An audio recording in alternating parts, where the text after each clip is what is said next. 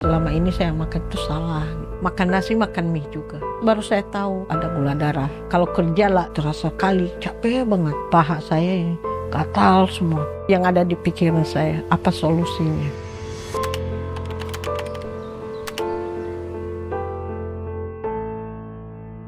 Nama saya Agusni Saryada Telubanoa. Dipanggil Ina Andani kalau di Nias ya, tapi kalau di sini Agusni aja. Kalau kegiatan sehari-hari, ya biasalah pekerjaan ibu rumah tangga. Kalau umurnya udah pas 51 tahun. Saya tinggalnya di daerah Kembangan ini ya. Jadi saya pindah ke sini itu dari tahun 2022 ya. Saya tinggal dengan anak-anak 2 orang. Sebelum saya tahu saya diabetes, saya nggak pernah olahraga. Habis makan kan tidur. Karena nggak ada kegiatan saya juga sih. Jam 9 itu udah ngantuk kali saya tidur. Baru bangun jam 12, makan lagi. Tidur lagi ngantuk. Selama ini saya makan itu salah gitu. Berminyak, banyak tepung, goreng-gorengan. Sebelum tahu itu, makan nasi, makan mie juga. Kue bolu, apa aja lah yang penting manis-manis itu hobi saya makan. Nah, itu yang memicu saya juga seperti itu kayaknya. Yang saya rasakan ya itu mata kabur ya. Nah terus sering ke belakang ya kalau malam hari. Di situ sering-sering kamar mandi bisa 3-5 kali lah ke kamar mandi. Terus gatal, paha saya gatal semua. Saya minum obat dikasih salep, enggak hilang-hilang juga, malah nambah gatalnya. Haus, saya memang sering haus sebentar minum, tapi jumlahnya banyak. Kalau lemes itu, kalau kerja lah terasa kali, capek banget. Padahal sebelumnya nggak seperti itu. Kok leher saya ini suka hitam ya, tapi saya nggak kepanas-panas gitu. Belum tahu kalau itu pengaruh dari diabetes juga. Saya sering cek gula darah saya sama asam urat. Karena di keturunan kami itu ada yang gula darah. Seperti mama saya, kakak saya. Awalnya saya diopnam itu ada radang di sini. Nah pada saat itu kan darah diambil, baru ketahuan di situ. Kalau dokter sih tanya ke saya, ada gula darahnya? Nggak ada, saya bilang. Ya karena sering saya cek nggak ada gitu. Di situ pas baru saya tahu kalau saya ada gula darah.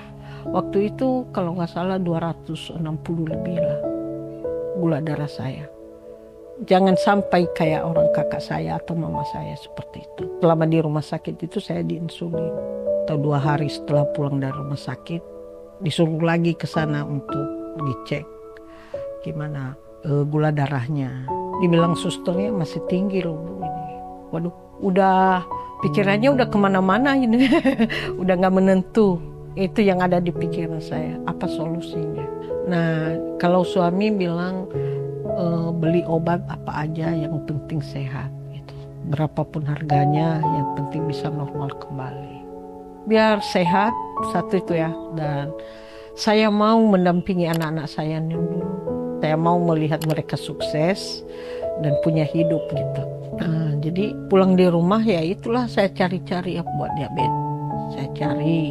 Banyak sih, ada kapsul. Nggak suka saya kalau ini yang kapsul-kapsul, nggak suka yang obat-obatan, nggak suka. Saya nggak mau karena teringat dari mama saya, dia banyak konsumsi obat, lari ke ginjal.